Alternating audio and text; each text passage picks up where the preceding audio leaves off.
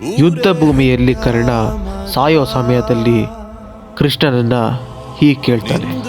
ನನ್ನ ತಾಯಿ ನನ್ನ ಬೇಡ ಅಂತ ಬಿಸಾಕ್ತಾಳೆ. ನಾನು ಯಾರೇ ಹುಡ್ತೆ ಎಲ್ಲಿ ಹುಡ್ತೆ ಅಂತ ನನಗೆ ಅರಿವಿಲ್ಲ. ಎಲ್ಲರಿಗೂ ಸಹಾಯ ಮಾಡೋ ನಾನು ರಥಚಕ್ರ ಮುರಿದು ಬಿದ್ದಾಗ ನನಗೆ ಯಾರೂ ಸಹಾಯ ಮಾಡಲಿಲ್ಲ.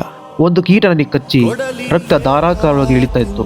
ಆದರೆ ಗುರುಗಳಿಗೆ ನಿದ್ರಾಭಂಗ ಆಗಬಾರ್ದು ಅಂತ ನಾನು ಅಲ್ಲಾಡಕ್ಕೆ ಹೋಗಲಿಲ್ಲ.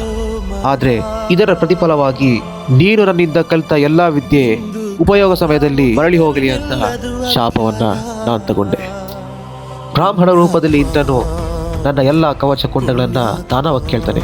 ಆದರೂ ಹಿಂದೆ ಮುಂದೆ ಯೋಚನೆ ಮಾಡದೆ ನಾನು ಅವನಿಗೆ ತಾನ ಕೊಡ್ತೀನಿ. ಇಷ್ಟೆಲ್ಲ ನಾನು ಪುಣ್ಯ ಮಾಡಿದ್ರು ನನಗೆ ಸಾವೇ ಪ್ರತಿಫಲನ ಅಂತ ಕೃಷ್ಣನಿಗೆ ಕರ್ಣ ಕೇಳ್ತಾನೆ. ಆಗ ಕೃಷ್ಣ ಕರ್ಣನಿಗೆ ಹೇಳುತ್ತಾನೆ, ನಾನು ಕಾರಾಗೃಹದಲ್ಲಿ ಹುಟ್ಟಿದೆ. ಹುಟ್ಟಿದ ತಕ್ಷಣವೇ ತಂದೆ ತಾಯಿಯಿಂದ ಬೇರೆಯಾದೆ. ನನ್ನ ಸ್ವಂತ ಮಾಮನೇ ನನ್ನನ್ನು ಸಾಯಿಸೋಕ್ಕೆ ದೊಡ್ಡ ದೊಡ್ಡ ರಾಕ್ಷಸರನ್ನು ಕಳಿಸಿದರು. ನನ್ನ ಪ್ರಾಣಕ್ಕಿಂತ ಹೆಚ್ಚಾಗಿ ಪ್ರೀತಿ ಮಾಡ್ತಿರೋ ನನ್ನ ರಾಧೆಯನ್ನ ಆ ವಿಧಿ ನನ್ನಿಂದ ದೂರ ಮಾಡ್ತು. ಕುರುಕ್ಷೇತ್ರ ಯುದ್ಧದಲ್ಲಿ ನನ್ನ ವಂಶ ನಿರ್ವಂಶವಾಗಲಿ ಅಂತ ಶಾಪ ಕೊಡ್ತಾರೆ.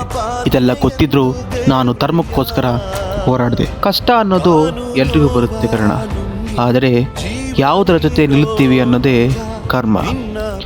ವೀರನಾಗಿದ್ದರೂ ನೀನು ಅಧರ್ಮದ ಜೊತೆ ನಿಂತೆ, ಅದಕ್ಕಾಗಿ ನಿನ್ನ ಜೀವನ ಇಲ್ಲಿಯೇ ಮುಗಿದೋಗುತ್ತದೆ ಅಂತ ಕೃಷ್ಣ ಕರ್ಣನಿಗೆ ಹೇಳುತ್ತಾನೆ.